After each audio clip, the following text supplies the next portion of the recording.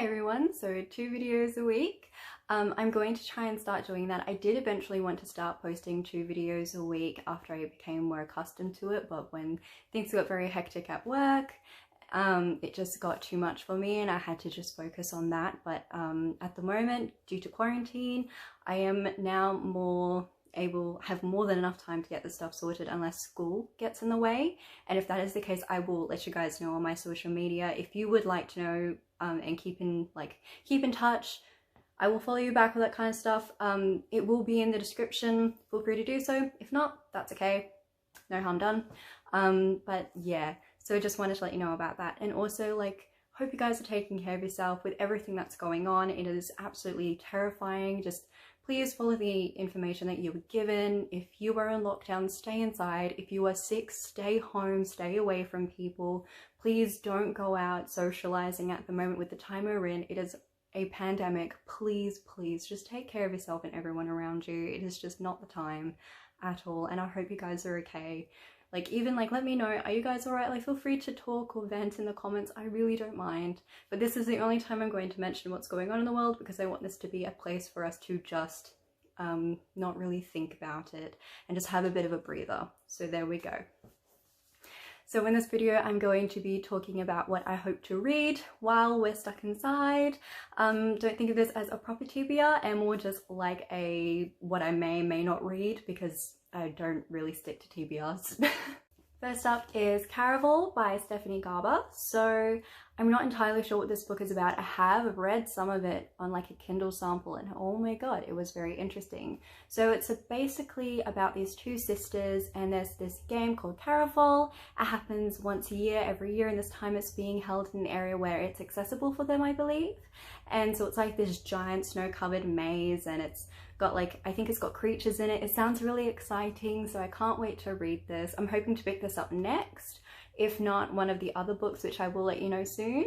So just keep watching. So there's this one. I won't explain it too much just because I'm not actually too sure what it is about, and I'm afraid that I will spoil anything with the sample that I read. So there we go, there's the first one. The Night Circus by Erin Morgenstern. So it was a bit difficult for me to find out what this book is about, because it actually doesn't have a blurb on this. I was a bit confused when I bought it. I got it at for $1 at, I think it was a secondhand store, which awesome. But what I do know, because I had tried reading it before and it just wasn't the time for me to read it, but basically from what I gathered, it is a circus that appears just out of the blue one day, and it only runs at night time, and it is referred to as the Night Circus. It does go in different perspectives, and it's quite interesting, and the bits I caught were rather creepy, so I am excited to read this. A friend of mine has actually read this and she highly recommends it for me, because she knows I like a bit more of a confusing, thrilling read. I do really enjoy different perspectives. From the glimpse I caught, there is a bit of second person in it, and I'm excited for that, because I love some good second person, to be honest, because it's hard to find in books nowadays because of how hard it is to do, if that makes sense. So yeah. Hearts Are Fierce and Broken by Brooke. I believe that's how you say her name. If it is incorrect, please let me know. Okay, so this one follows 2 perspectives. The main character from the previous book, Harper, basically she has freed Ren from the curse, and so that is amazing. However, there were rumors of a rival prince who is the true heir of the throne, and also that the Princess of DC is actually a lie, and she is in fact a fraud. So that really isn't good, and I'm very interested to see how that lays out. And I believe it also follows Grey, because judging by the description, it also has him in it as well, which is amazing. He's my favorite character. For him, he is trying to run because he found out he is the true prince to Ren's throne. Basically, Ren isn't the real heir, it's Grey.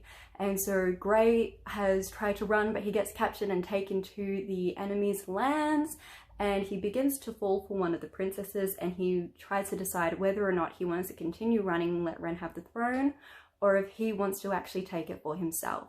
So I'm interested to see how this will play out. I just realized I didn't say that properly. Interested to see how this will play out, because I'm very intrigued.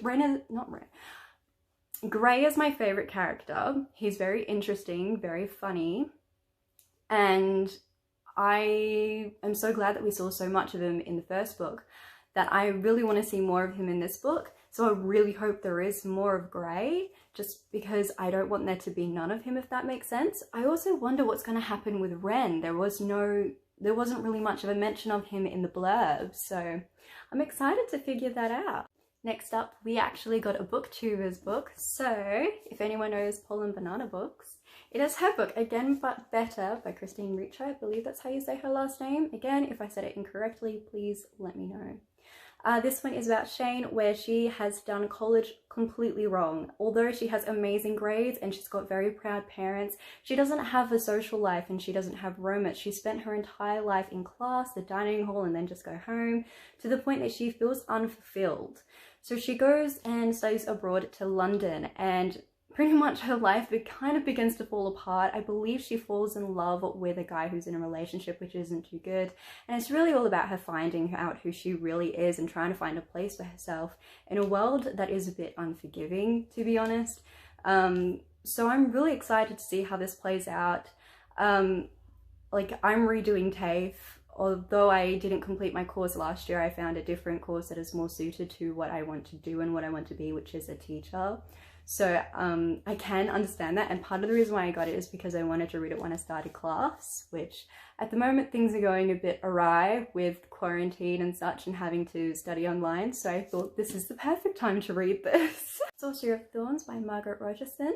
This one's a bit exciting. So I really like books about libraries, and this one has like a magical library with all of these greatest grimoires in it, and Elizabeth here works at it. But one day one of the great terrifying grimoires are released, and I believe a monster is released with it, and she is accused for treason. I think she was working when it happened and she's framed for it, and so she has to go to the capital, and I think she's trying to prove her innocence and save everyone from this crazy grimoire monster. So that is exciting. I hope to read it and enjoy it, and also let's just enjoy this beautiful cover. Like, that is lovely. It is iridescent and everything. Like, oh wow. So we got Epic Tales, so Norse myths and tales. And it is just this giant book filled with Viking stories and Norse god stories and like all sorts of things. I haven't read it, and I got it ages ago, and it's just been, every time I've wanted to read it, I've been in a reading slump and it's just been a bit hard for me to read. But I definitely want to read it now. It's got some brilliant stories in it, and I love myths and like cultural tales. So if you guys have any good suggestions, please leave them in the comments. I will love to know. So yeah, I'm excited to read this one. Last up is Scythe by Neil Shusterman. So it's set in a world where the only way to die is if you are gleaned by a scythe, and a brother and sister are chosen to become professional scythes. It's difficult enough for them to decide who will have to die, but then they find out that one of them will have to glean the other, which is going to be very, very sad. And I'm intrigued to see how this one plays out. I do know that the series is actually really popular, and I'm so intrigued to find out what happens because I've wanted to read it before. My good friend has read it and she loves it so much, and she told me that I would love it, but she lives in Perth and I can't borrow her books. So I have finally got my hands on the copy of the first book, and I'm going to read this most definitely as soon as I finish one of the books I'm currently reading, which hopefully I'll finish one today, and then I can pick up this one, which will be very exciting. So this is the other book I was talking about that I really want to pick up. Oh, and Again But Better, I really want to read that one as well. So I have like 3 top ones that I definitely want to read, and the other ones I may not read during quarantine, if that makes sense. So there we go. Those are all the books that I want to read during quarantine. What are you guys hoping to read during this time? Let me know down below. I'd love to know what you guys want to read. Let me know how you guys are doing. Feel free if you need to vent, if you need to talk to anybody, I'm here. I hope you all are doing okay and that you're taking care of yourselves. So that's all for today. I hope you're all doing okay. Bye.